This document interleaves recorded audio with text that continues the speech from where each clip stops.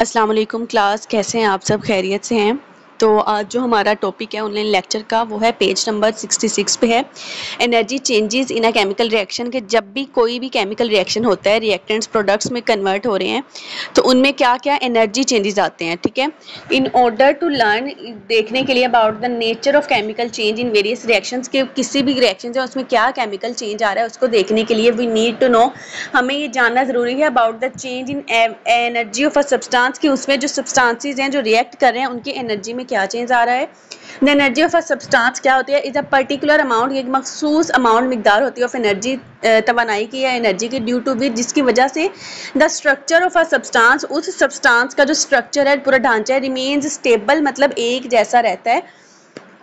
Substance कोई भी substance undergoes a chemical change, जो केमिकल चेंज जिसके साथ होता है या जो केमिकल रिएक्शन में हिस्सा लेते हैं, when it's energy is change, उसकी एनर्जी अगर चेंज हो रही है, the change in the energy of a substance, तो उस एनर्जी का चेंज जो होता है टेक प्लेस वो किस तरह होता है? बाय एब्जॉर्बिंग होता है, अपने अंदर जज्ब कर लेना, एंड रिलीजिंग मतलब बाहर की सराउंडिंग में एमिट कर देना हीट या लाइट को, ऑन द बेसिस ऑफ, इसकी बुनियाद पे चेंज इन एनर्जी के, एनर्जी में जो चेंजेस आते हैं केमिकल रिएक्शंस को क्लासीफाई किया जाता है। आगे उनके टू टाइप्स हैं, exothermic reactions and endothermic reactions. ठीक है, अब इसमें पहला है एक्सोथर्मिक रिएक्शंस। एक्सो मीन्स आउटसाइड मतलब बाहर, थर्म किस लिए यूज हो रहा है? हीट के लिए। तो exothermic reactions are those reactions, ये ऐसे केमिकल रिएक्शंस हैं ड्यूरिंग विच, जिसके दौरान heat is released by the substance, release मतलब उस सब्सटेंस जो है वो हीट को रिलीज करेंगे बाहर सराउंडिंग इन्वायरमेंट में, एंड सराउंडिंग्स बिकम हॉट, और उसके इर्द गिर्द की जो सराउंडिंग है जो उसका टेम्परेचर क्या हो जाएगा? ज़्यादा हो जाएगा, हॉट हो जाएगा। बर्निंग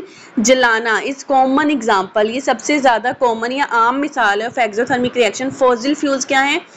कोल, नेचुरल गैस एक्सेट्रा, मतलब कोई भी कोयला है, नेचुरल गैस है, बर्न इन जब वो जलाए जाते हैं इन द एयर, हवा में उसको जलाया जाता है, तो रिलीज हीट, तो वो क्या करते हैं? इर्द गिर्द के सराउंडिंग टेम्परेचर को क्या कर देते हैं? वो ज़्यादा कर देते हैं। जब हम कोयला जलाते हैं या जैसे हम चूल्हा जलाते हैं, सबसे जो मोस्ट कॉमन एग्जाम्पल है हमारे किचन में, अगर हम चूल्हा जला के काम कर रहे हैं तो क्या है? वहाँ पे टेम्परेचर ज़्यादा हो जाता है।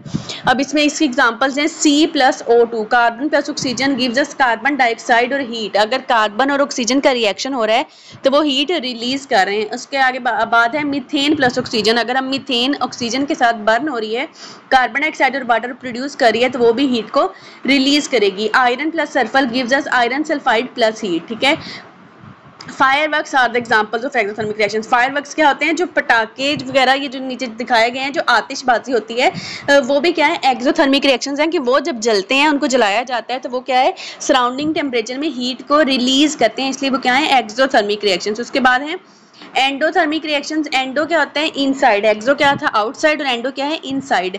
दीज रिएक्शंस, द रिएक्शंस, ऐसे रिएक्शंस ड्यूरिंग विच जिसके दौरान heat is absorb by the substance, जो सब्सटेंस रिएक्ट कर रहे हैं वो अपनी सराउंडिंग से भी हीट को अपने अंदर एब्जॉर्ब कर लेंगे, अपने अंदर जज्ब कर लेंगे। From surroundings are called endothermic reaction, उनको एंडोथर्मिक रिएक्शन कहा जाता है। थर्मल डीकम्पोजिशन ऑफ, अब इसकी एग्जांपल क्या है?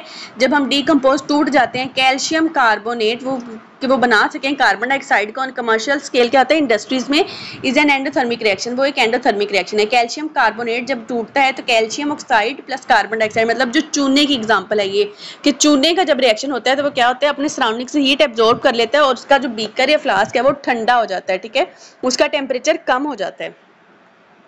Formation of nitric oxide, nitric oxide अगर बनाएंगे from nitrogen and oxygen, nitrogen और ऑक्सीजन रिएक्ट करके जब नाइट्रिक ऑक्साइड बनाएंगे, और अगर हाइड्रोजन आयोडाइड, दूसरी एग्जांपल है हाइड्रोजन और आयोडीन मिक्स होकर अगर हाइड्रोजन आयोडाइड बना रहे हैं तो ये भी किसकी एग्जांपल है? एंडोथर्मिक रिएक्शंस की। Nitrogen plus 2 oxygen plus heat, तो वो क्या हमें दे रहे हैं? 2 मॉलिक्यूल्स ऑफ नाइट्रिक ऑक्साइड। उसी तरह hydrogen plus iodine plus heat gives us 2 molecules of hydrogen iodide. ये क्या है? ये सारी एग्जांपल्स किसकी हैं? एक्सोथर्मिक रिएक्शंस की। एंडोथर्मिक कौन से रिएक्शंस हैं? एंडोथर्मिक रिएक्शंस ऐसे रिएक्शंस जिसमें जब रिएक्टेंट्स प्रोडक्ट्स में कन्वर्ट होंगे तो अपने सराउंडिंग इर्द गिर्द के टेम्परेचर को वो क्या करेंगे? कम कर देंगे, मतलब हमें टेम्परेचर या फ्लास्क जिसमें वो हो रहा है वो ठंडा फील होगा।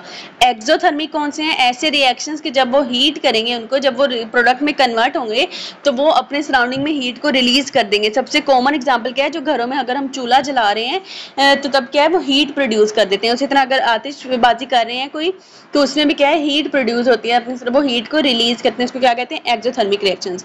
इसी तरह आपने एंडोथर्मिक रिएक्शंस की एग्जांपल, जैसे एक्सोथर्मिक है चूल्हा जलाते हैं या अगर आतिशबाजी करते हैं, इस तरह एंडोथर्मिक की भी आपने कोई भी घर में अपने कॉमन एग्जांपल नोट करनी है, ठीक है, कौन सी ऐसी है जो हम डेली रूटीन में हो रही है और वो एंडोथर्मिक रिएक्शन है, ठीक है, उसको आपने नोट करना है। और आपका SLO भी यही था कि differentiate between endothermic and exothermic reactions, कि एंडो कौन से हैं जो हीट को बाहर से सराउंडिंग हीट को भी अपने अंदर एब्जॉर्ब कर लेते हैं और सराउंडिंग क्या हो जाती है, उनके इर्द गिर्द का टेम्परेचर कम हो जाता है, ठंडा हो जाता है। एक्सोथर्मिक क्या है, जो रिएक्शन जब होगा तो क्या है वो हीट रिलीज करेंगे और उनके आसपास जो है टेम्परेचर ज्यादा हो जाएगा, ठीक है। फी अमान अल्लाह।